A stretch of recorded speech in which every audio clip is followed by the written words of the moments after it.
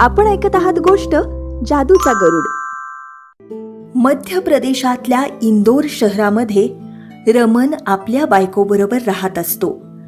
रमन एक व्यापारी आहे आणि त्याला यावेळी मोठं नुकसान झालं आहे, ज्यामुळं रमन पूर्णपणे कर्जामध्ये बुडून गेला आहे. आणि तो आपल्या बायकोला म्हणतो, पूजा, आपण गावी परत जाऊयात. आपल्याला गावी जावंच लागेल. तसंही या शहरामध्ये कायच आधार नाही राहिला. ठीक आहे, आपण उद्या सकाळी निघूयात.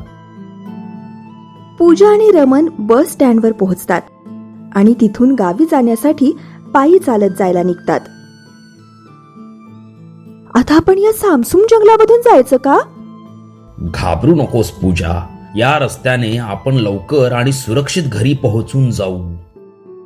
पूजा आणि रमन त्या जंगलातून जायला निघतात. तेवढ्यात त्यांना खूप भयानक आवाज ऐकू येतात. हे बघून पूजाला भीती वाटू लागते.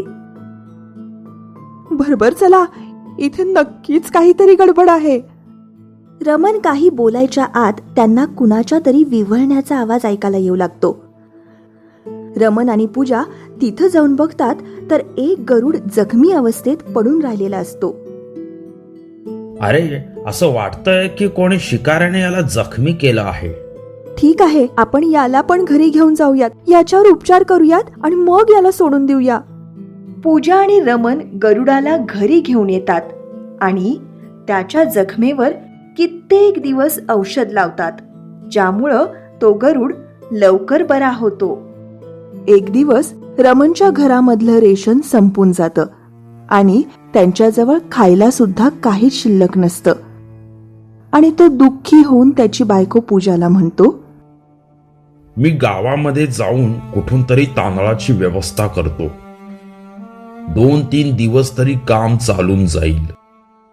पूजा दुःखी होऊन बोलली, गावात काहीतरी काम मिळेल यासाठी तर शहर सोडून आलेलो, पण इथं पण उपाशीच मरायची वेळ आली आहे. रमन आणि पूजा यांचं बोलणं गरुड घराच्या छतावर बसून ऐकत असतो. रमन गावामध्ये जातो, पण मोकळ्याच हातानं नाराज होऊन परत येतो आणि पूजाला येऊन सगळं खरं सांगतो की त्याला रेशनच मिळालं नाही.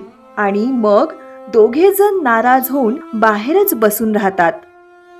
काही वेळानंतर रमन घराबाहेर जाऊन बघतो की दरवाजावर थोडंसं रेशन ठेवलं आहे. त्याला काहीच समजत नाही आणि तो पळत पूजाजवळ येतो. आपल्या दारामध्ये रेशन कुठून आलं? मला तर वाटतं बहुतेक कोणीतरी गरीब समजून ठेवून गेला आहे. पूजा पण बाहेर जाऊन बघते. त्यांना विश्वासच बसत नाही आणि दोघे जण देवाला धन्यवाद देतात.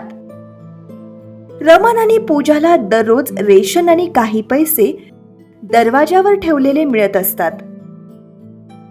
कोणीतरी आपल्याला भिकारी समजून हे देऊन जात आहे. असं कोण करतो आहे हे आपल्याला कळलं पाहिजे. आता मी कोणत्याही वस्तूला तोपर्यंत हात लावणार नाही जोपर्यंत देणारा कोण आहे हे समजत नाही. पूजा आणि रमन दोघे जण एका खिडकीजवळ लपून बसतात आणि तेव्हा ते बघतात की तोच गरुड येतो आणि आपले पंख फडफडायला लागतो, ज्यामधून एक तेजस्वी सूर्यप्रकाश बाहेर येतो. आणि नेहमीप्रमाणे गरुड तिथं आज पण रेशन ठेवून देतो. रमन आश्चर्यानं पूजाला बोलतो, मी कोणतं स्वप्न बघत आहे की काय? नाही, हे खरं आहे, पण असं कसं होऊ शकतं?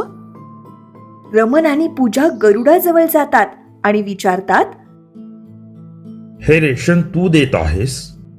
हे कसं काय करतोस? काय तू एक जादूचा गरुड आहेस? गरुड होकारार्थी मान हलवतो. पूजा आणि रमन घाबरून जातात की हा गरुड त्यांना काही नुकसान तर पोहोचवणार नाही ना. गरुड त्या दोघांजवळ जायला लागतो. दूर हो, आमच्या जवळ नको येऊस, दूर हो. गरुड आपले पंख पुन्हा फडफडतो आणि त्याच्या पंखामधून एक प्रकाश येतो, जो रमन आणि पूजाच्या कपड्यावर जाऊन पडतो. आणि ते बघतात की त्यांच्याजवळ नवीन कपडे आलेले आहेत आणि त्यांचं घर पण नवीन झालेलं आहे. रमण आणि पूजा आरामात राहायला लागतात. तेवढ्यात एक दिवस रमणच्या मामाचा मुलगा शिवम येतो. दादा, तुमचा एवढा मोठा व्यापार आहे, मला पण काही काम द्या ना. काही हरकत नाही शिवम, तू इथेच राहा आणि माझ्या बरोबर काम कर. एक दिवस रमण काही कामानिमित्त गावाकडे जातो आणि त्याचा अपघात होतो. पूजा आणि शिवम पण तिथं पळत पळत जातात. किती जखम झाली आहे तुम्हाला? आपल्याला लवकर दादाला डॉक्टरकडे घेऊन जायला हवं. इथे असं कोणी डॉक्टर नाही आहे.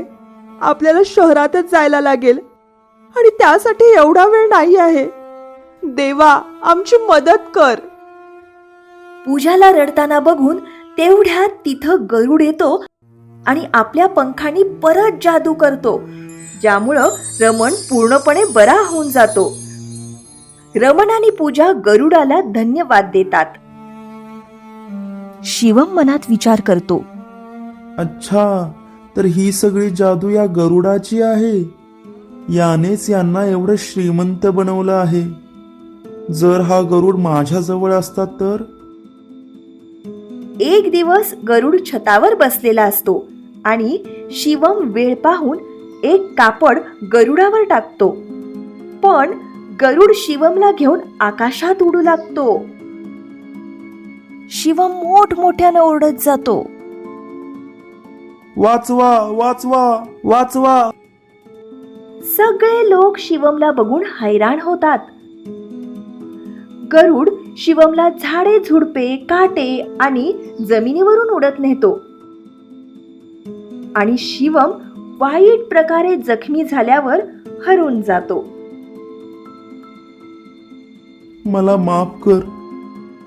मला माझ्या चुकीची जाणीव झाली आहे.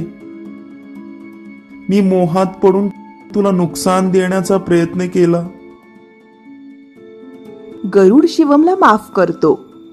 रमण आणि पूजा पण सर्व घटना समजून जातात आणि शिवमला सांगतात की लोभ करणं चुकीची गोष्ट आहे.